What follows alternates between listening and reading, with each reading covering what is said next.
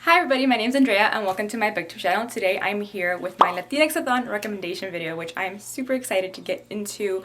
A lot of the books that I'm going to be mentioning today will be intersecting with all the prompts. I try to pick like books that could work for more than one category because I know it's been a stressful 2 years and I want people to enjoy their time and, you know, save as much mental bandwidth as possible. So keep that in mind while I mention the books that we're about to get into. So the first book I want to talk about is this one right here, and it's called What Will You Be? It is a picture book, and mine, if you can tell, my copy is super wrinkled because my little cousin loves to just grab the cover and like squish it, which is fine, it's whatever. But this is about a young child and their abuela.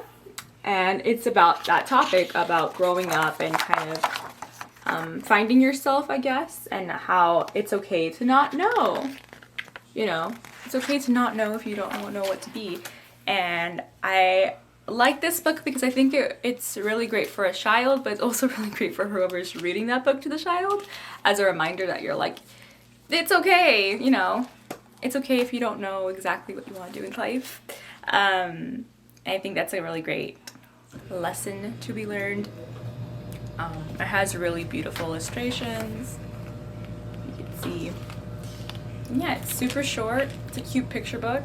I would highly recommend it. The other book that I wanted to talk about is called Dirty Talks Weird Love. This book follows 13-year-old Ana Maria, who is living in the 90s in Ciudad Juarez, Chihuahua, Mexico.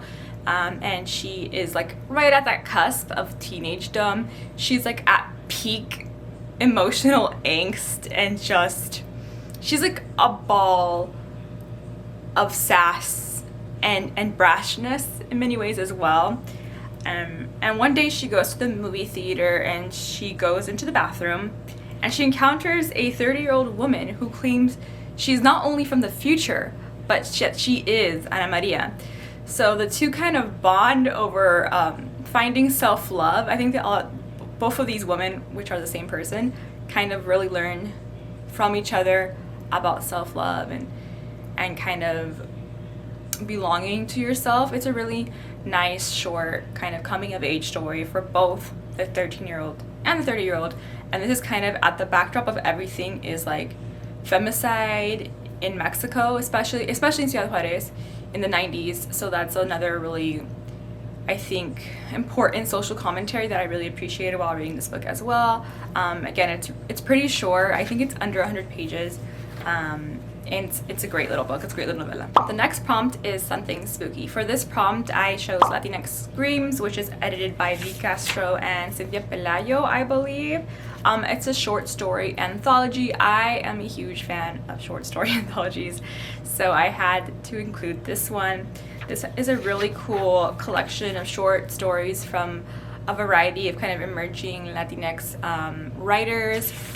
There's a really cool story in here by Rios de la Luz, and if you recognize that name and if you're familiar with Latinx-A-THON at all, our first group book was Itza by Rios de la Luz. So she wrote a short story for this collection, and it involves possessions and exorcisms. I love a good possession story, and Rios delivers as she did in Itza. Like, I really appreciate this little short story collection. I love horror, so definitely check that one out if you are interested. The cover is orange, so this could kind of also fit in for the prompt of something seasonal as well. You know, you kind of get that Halloween-ish vibe there as well. One thing that I think is super interesting about this collection, or not just this collection, but a lot of, I guess, Latinx or Latin American stories, horror stories specifically, that I've noticed, is that a lot of them have to do with like meat and like factory meat and the production of meat.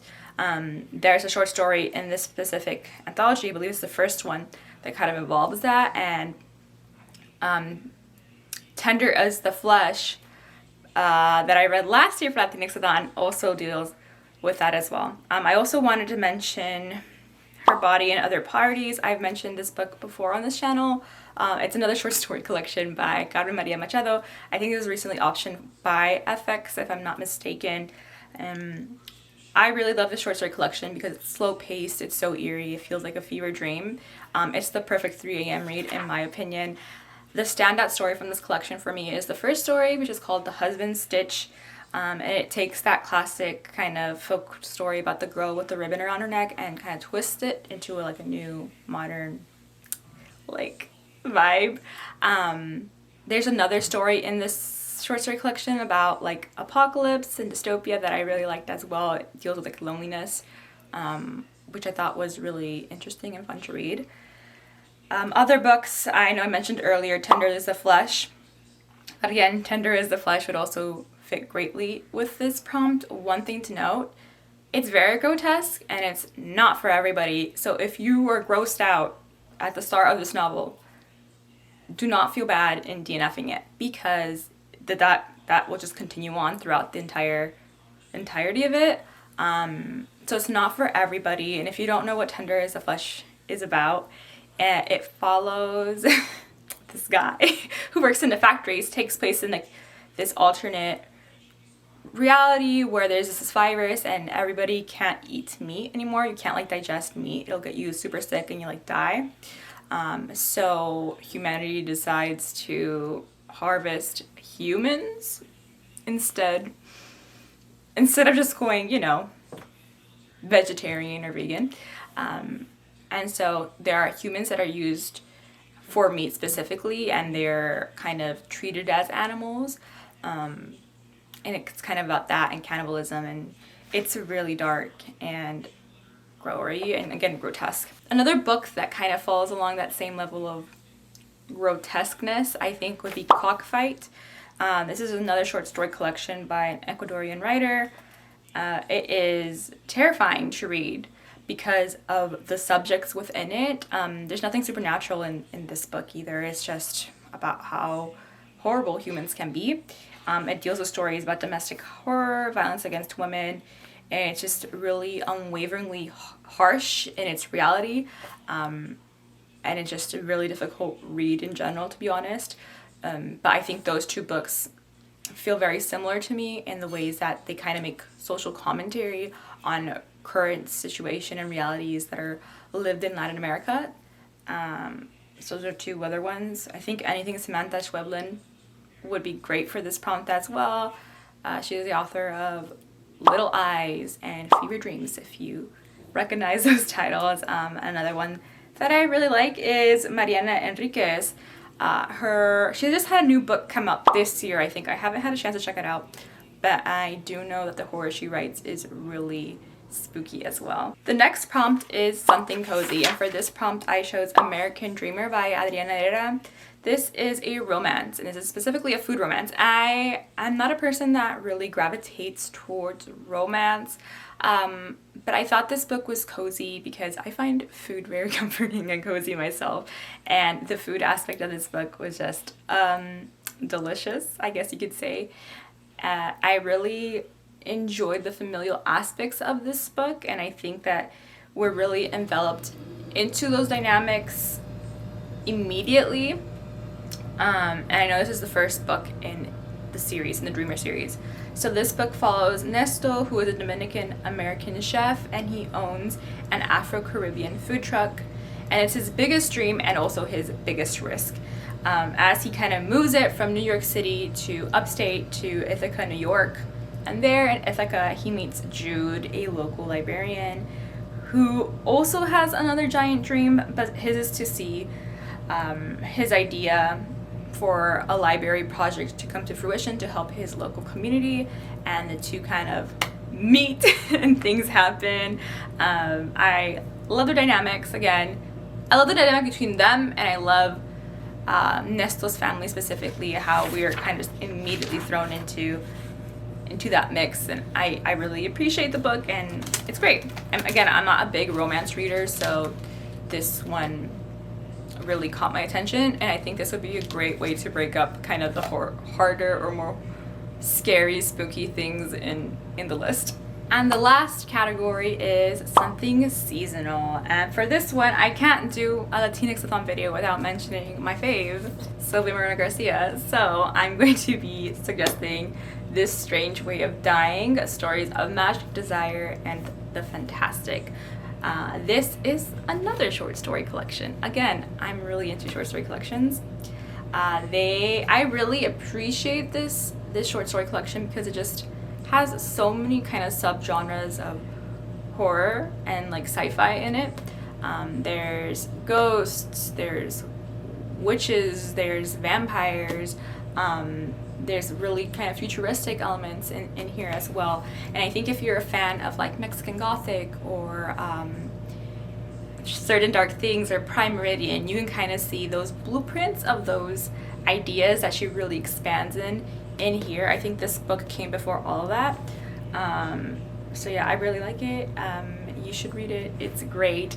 And I chose it for seasonal because I think the cover and the fog and kind of the school kind of gives that like autumnal vibe to me, or at least that's kind of how I kind of see it. There, it's focused. It just reminds me of fall gloom and that kind of stuff. The other book that I wanted to talk about is this one, Furia, and I chose Furia for a seasonal prompt because it's super bright and kind of has those oranges and yellows that really remind me of fall and like fall leaves. There's a cover close up. This book is written by the same person who wrote this one. So if you read both, you kind of get a gist of how the author writes for different genres, or age ranges, I mean.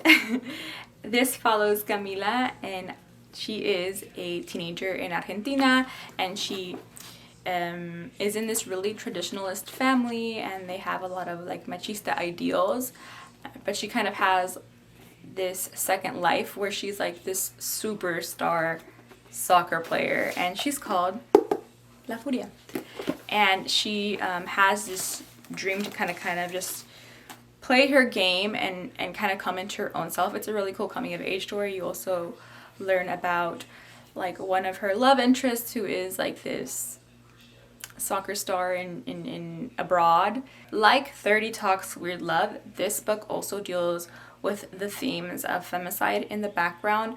It's really interesting because this one deals with it in like a more modern or contemporary sense in, you know, present day, while 30 Talks Weird Love deals with it in the 90s. So if you read these two books for Latinx-A-THON or just in general, you kind of see that difference in how the writer kind of interprets or how each character perceives it.